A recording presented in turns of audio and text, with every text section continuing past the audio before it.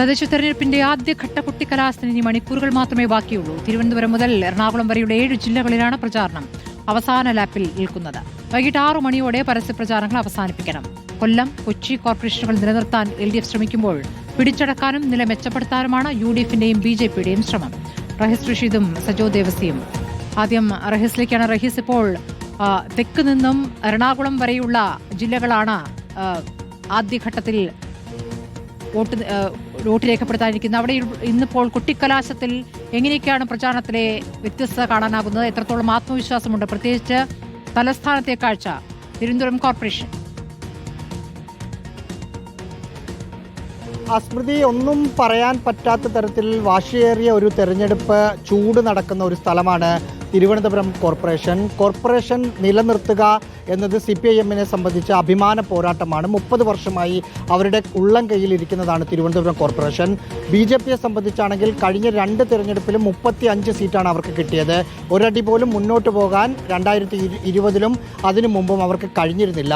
കോൺഗ്രസിനെ സംബന്ധിച്ച് അല്ലെങ്കിൽ UDFനെ സംബന്ധിച്ച് 101 അംഗ കോർപ്പറേഷൻ വാർഡുകളിൽ വെറും 10 വാർഡ് മാത്രമാണ് അവർക്കുള്ളത്. ഈ സമയത്ത് തിരിച്ചുവരവിനാണ് K ശബരിനാഥനെ മുന്നിൽ നിർത്തി അവർ രംഗത്തിറങ്ങിയത്.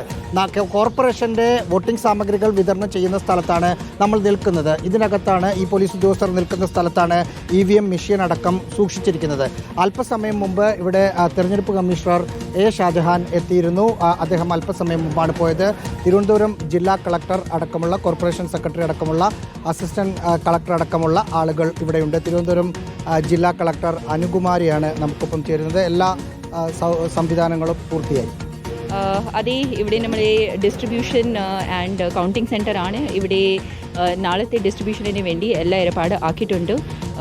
ബഹുമാനപ്പെട്ട state election commissioner Shajahan sir കൂടി ഇവിടെ വന്നിരുന്നു. ഒരു he took a round and satisfied ആണ്. സോ നമ്മൾ റെഡിയാണ്.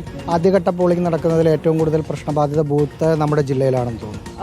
ആദ്യഘട്ടത്തിലുള്ള നമ്മുടെ ജില്ലയിലാണ്. നമുക്ക് ടോട്ടൽ 186 സെൻസിറ്റീവ് ബൂത്ത്സ് ആണ്.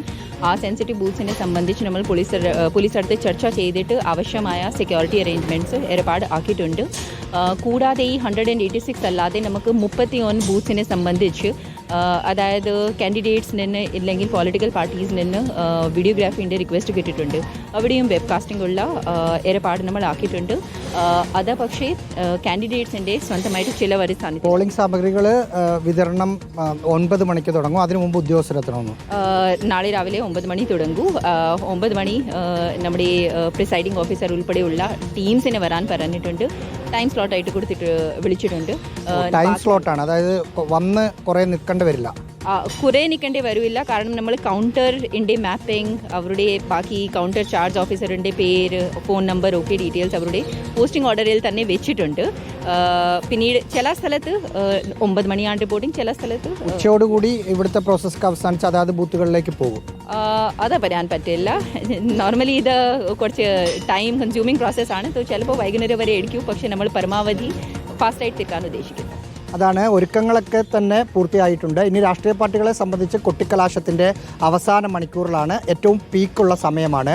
കേന്ദ്രീകരിച്ച് ഇപ്പോൾ നിയമസഭാ തെരഞ്ഞെടുപ്പും ലോക്സഭാ തെരഞ്ഞെടുപ്പ് കാലത്ത് കാണുന്നത് പോലെ കേന്ദ്രീകൃത സ്വഭാവത്തിലുള്ള കൊട്ടിക്കലാശം ഒരു മുന്നണികളും നടത്തുന്നില്ല. അതാത് വാർഡുകളിൽ ശക്തി തെളിയിക്കുകയാണ് അവരുടെ ലക്ഷ്യം. ഏതാണ്ട് 3 മണിയോടുകൂടി കൊട്ടിക്കലാശം അതിൻ്റെ ഒരു മൂർധന്യാവസ്ഥയിൽ എത്തുകയും ചെയ്യും. ശരി സജോ ദേവസെ, ഇപ്പോൾ കൊച്ചി കോർപ്പറേഷൻ തിരിച്ചു പിടിക്കാനാണ് UDF ശ്രമിക്കുന്നത്, അതേസമയം നിലനിർത്താൻ LDFും. എങ്ങനെയാണ് അപ്പോൾ അവസാന മണിക്കൂറിലെ പ്രചാരണം സജോ? സ്മൃതി, കൊച്ചി കോർപ്പറേഷൻ കഴിഞ്ഞ തവണ UDFനെ കൈവിട്ടിരുന്നു. അത് തിരികെ പിടിക്കുക എന്നത് UDFനെ സംബന്ധിച്ച് അഭിമാന പോരാട്ടമാണ് എന്നത് എടുത്തു പറയേണ്ടതുണ്ട്. ഇപ്പോൾ ഞാൻ നിൽക്കുന്ന ഈ സ്ഥലത്ത് തന്നെ കാണാം. അതായത് 3 മണിയോടുകൂടി റാലികളിലേക്കും സമ്പൂർണ്ണ കൊട്ടിക്കലാശത്തിലേക്കും മുന്നണികൾ നീങ്ങും. ഈ മതിലെ നോക്കിയാൽ മാത്രം മത്സരം എത്രമാത്രം കളർഫുള്ളാണ്, എത്ര വലിയ പോരാട്ടം നടക്കുന്നുണ്ട് നമുക്ക് കാണാം. ഇവിടെ ഞാൻ നിൽക്കുന്നത് പനമ്പള്ളി നഗർ ഡിവിഷനിലെ സ്ഥാനാർത്ഥി ഇപ്പോൾ അവരുടെ കൊട്ടിക്കലാശത്തിന്റെ റാലി ആരംഭിക്കാൻ പോവുകയാണ്. അതിന്റെ മുന്നൊരുക്കത്തിന്റെ ദൃശ്യങ്ങളാണ് കാണുന്നത്. ബോക്സും ഇപ്പോൾ ആളുകളൊക്കെ ഇങ്ങോട്ട് എത്തി തുടങ്ങുകയാണ്. ഇപ്പോൾ ഉച്ചഭക്ഷണത്തിന്റെ ഒരു ഇടവേളയാണ്. നമുക്ക് കാണാം വാഹനങ്ങളൊക്കെ അതിഗംഭീരമായി അലങ്കരിച്ച് സ്ഥാനാർത്ഥി അടക്കമുള്ളവർ ഇവിടെ നിൽക്കുന്നു. അതായത് ഏറ്റവും അവസാനത്തെ വോട്ടും ഉറപ്പിക്കുക എന്നത് പ്രധാനമാണ്.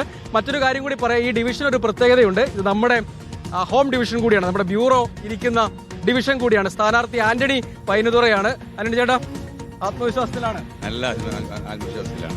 ഡിവിഷൻ മാത്രമല്ല, കൊച്ചി കോർപ്പറേഷന്റെ കാര്യത്തിൽ ഭരണം തിരിച്ചു പിടിക്കും ഉറപ്പായിട്ടും. LDF പറയുന്നത് ഞങ്ങൾക്ക് നിലനിർത്താൻ പറ്റും, അതിനുള്ള സ്റ്റേക്ക് ഉണ്ടെന്നാണ്. ഇപ്പോഴത്തെ സാഹചര്യം UDF വളരെ അനുകൂലമായി മാറിയിരിക്കുകയാണ്. പ്രത്യേകിച്ച് ശബരിമല പോലുള്ള പ്രശ്നങ്ങൾ അതിരൂക്ഷമായി നിൽക്കുമ്പോൾ UDF വളരെ അനുകൂലമായിട്ട് കൊച്ചിൻ കോർപ്പറേഷൻ മാറിയിരിക്കുന്നു. ഉറപ്പായിട്ടും അടുത്ത ഭരണം, സംസ്ഥാന ഭരണം പോലും UDF കിട്ടുമെന്നുള്ള ധാരണയിലേക്ക് ജനങ്ങളുടെ മനസ്സ് പോയിക്കൊണ്ടിരിക്കുമ്പോൾ അവിടെ കൊച്ചിൻ കോർപ്പറേഷന് ഭരണം UDF കിട്ടുകയാണെങ്കിൽ ഏറ്റവും വലിയ കൊച്ചിക്ക് നേട്ടമായിട്ട് മാറുമെന്നുള്ള കാര്യത്തിൽ ഒരു സംശയമില്ല. വെല്ലുവിളിയൊന്നുമില്ല, വെല്ലുവിളി കാര്യങ്ങളായിട്ടൊന്നുമില്ല. അവസാന വട്ടത്തെ ആഞ്ഞുള്ള കലക്കൽ അതെപ്പോഴാണ്? 3 മണിയോടുകൂടി ഞങ്ങൾ രാവിലെ ഞങ്ങളുടെ പദയാത്ര ഉണ്ടായിരുന്നു. ആ പദയാത്ര കഴിഞ്ഞ് ഉച്ചഭക്ഷണത്തിന് പിരിഞ്ഞിരിക്കുകയാണ്. ഇനി 3 മണിക്കാണ് ഞങ്ങളുടെ ബൈക്ക് റാലിയും സമാപനത്തിന് വേണ്ടിയിട്ടുള്ള കുട്ടിക്കലാശവുമായിട്ട് തിരികെയാണ്. ഒരു റൗണ്ട് ചുറ്റി 6 മണിയോടുകൂടി. അതെ, 3 മണിക്ക് ആരംഭിച്ചു കഴിഞ്ഞാൽ 6 മണിയോട് ഡിവിഷൻ മുഴുവൻ ഒരു റൗണ്ട് ചുറ്റി ഇവിടെ സമാപനം നടത്താനാണ് ഞങ്ങൾ പ്രതീക്ഷിക്കുന്നത്. അപ്പോൾ അത് കഴിഞ്ഞാൽ പിന്നെ നിശബ്ദ പ്രചാരണം ഒരു റൗണ്ട് കൂടി ഓടിപ്പിടിക്കും. അതെ, ഒരു റൗണ്ടും കൂടി. ഇവിടെ നിന്ന് പനമ്പള്ളി പ്രത്യേകത എന്ന് വെച്ച് കഴിഞ്ഞാൽ പനമ്പള്ളി നഗരമാണ് പല സ്ഥലത്തു നിന്ന് ആളുകൾ വന്ന് താമസിക്കുന്നത്. ഡൈവേഴ്സ് ആയിട്ടുള്ള കൾച്ചർ ഉള്ള ഒരുപാട് ആളുകൾ. മാത്രമല്ല ഇവിടെ താമസിക്കുന്ന പലരും പെട്ടെന്ന് മാറിപ്പോകുന്നവരുണ്ട്. ആ മാറിപ്പോയ പലർക്കും വോട്ടുണ്ട്. അത് ഞങ്ങൾക്ക് പല സ്ഥലത്തുകൊണ്ട് കൊടുക്കേണ്ട ഒരു അവസ്ഥ കൂടി ഈ സമയത്തുണ്ട്. അതിനുള്ള ഓട്ടത്തിലാണ് ഞങ്ങൾ അതിനുള്ള പ്രവർത്തനം. നഗരത്തിന്റെ ഒരു യഥാർത്ഥ പരിചയമാണ് പനമ്പള്ളി നഗര ഡിവിഷൻ. എല്ലാത്തരം ആൾക്കാരുണ്ട്. കൾച്ചറിലും പെട്ട എല്ലാ വിഭാഗത്തിലും ഒത്തിരി ആളുകൾ താമസിച്ചു. മാത്രമല്ല ഇവിടുന്ന് ആളുകൾ പെട്ടെന്ന് മാറിപ്പോകുന്ന പ്രവണതകളുണ്ട്. വോട്ടുള്ളവർ പലരും പുറത്ത് താമസിക്കുന്നവരുണ്ട്. അവർക്ക് കൊണ്ട് വോട്ട് കൊടുക്കാനും അവരെ വിളിച്ചു വരുത്താനൊക്കെയുള്ള ആ സമയമാണ് ഇനി ഞങ്ങൾക്ക് കിട്ടുന്നത്. കൊച്ചി തിരിച്ചു കിട്ടും, LDF പറയുന്ന പോലെ അല്ല. ഉറപ്പായിട്ടും കൊച്ചി UDF തിരിച്ചു പിടിക്കും, ഒരു സംശയം വേണ്ട. അതാണ് സ്മൃതി. ആ ആവേശത്തിലേക്ക് പോവുകയാണ്. ഇനി അല്പസമയം കൂടി കഴിഞ്ഞാൽ ഈ വലിയ ആവേശത്തിലേക്ക് പ്രവർത്തകരും നേതാക്കളും ഒക്കെ കടക്കും. ശരി, 7 ജില്ലകളിലാണെന്ന് കുട്ടിക്കലാശം. റഹിസ് റഷീദും സജോ ദേവസ്യയുമാണ് വിവരങ്ങൾ നൽകിയത്.